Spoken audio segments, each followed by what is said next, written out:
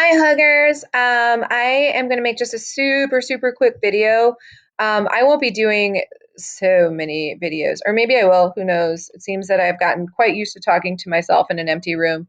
But I just want to do a quick video because you're going to have to complete a Google form for me every single week related to the learning targets.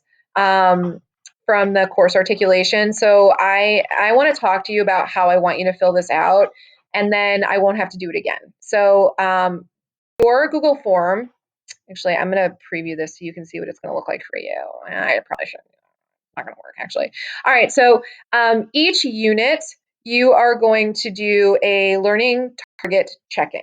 The purpose for this is for you to engage with what it is that you're supposed to know for each unit, but also to give me some indication of where you are in terms of your level of comfort for each one of these learning targets. Let me just show you how it works. So this is the actual learning target. This is what is in your unit overview, this thing right here. So topic 1.1, the objective is to, topic 1.1 is introduction to maps, where you have to identify types of maps, the types of information presented in maps, and different kinds of spatial patterns and relationships portrayed in maps. So the first thing that I want you to do is be keenly aware of what the task verb is. If you see identify, that is a lower level thinking skill, and the expectation is that you only have to be able to identify the essential knowledge that's listed below. So that brings me to this point. So this is how this stuff down here is how I'm going to know that you are comfortable with this particular learning target. So obviously, if we're talking about types of maps, you have to be able to identify the types of maps, right? So do you know what a reference map is? Do you know what a thematic map is? Can you identify each type? If I were to say, what's the difference between a cartogram and a choropleth map? Could you do that? Could you tell me the answer to that question? If you feel real good, go ahead and mark the rock solid. I got this. Yep, I know it. If you have heard of chloroplast and cartogram before, but like you're just like, oh, I'm just, you know what? I know what those terms are, but I just have to review it. Click the center button here. If you're like a carta what? I want you to put danger, danger, send help. Okay. And so again, you're gonna do the same thing for each one of the essential learnings. So these essential learnings here are what you need to demonstrate in terms of showing your understanding or mastery of this particular target. Now, notice how I asked a question here, and that was because, well, this is like, what the heck do you want me to do with this? Most of the time, the essential learning looks like this. Types of spatial patterns represented on a map include absolute and relative distance, absolute and relative direction, clustering, dispersal, and elevation. So when you're looking at this, it's important that you look at, ooh, I didn't know that was going to happen. No, abort, abort. Oh, oh yeah. Okay, so let's go down here. Nope, nope.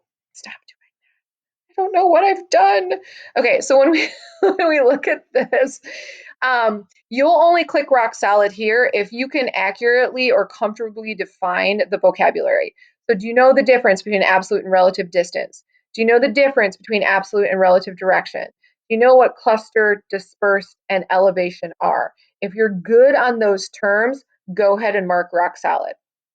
I'm going to put my cursor back up here and then hope. Okay. And then, yeah, and so then the next one here for that first topic, all maps are selective in information. Map projections inevitably distort spatial relationships in shape, area, distance, and direction. And this is what we were when we talked about map projections. So you need to make sure that you're good on your map projections right here and that you're good on your distortions. So that, for example, when I were to always ask you guys, like, what's the projection in the back wall, the map that's like the big map on the back wall, and you should all easily or very quickly say Mercator. And then what is Mercator?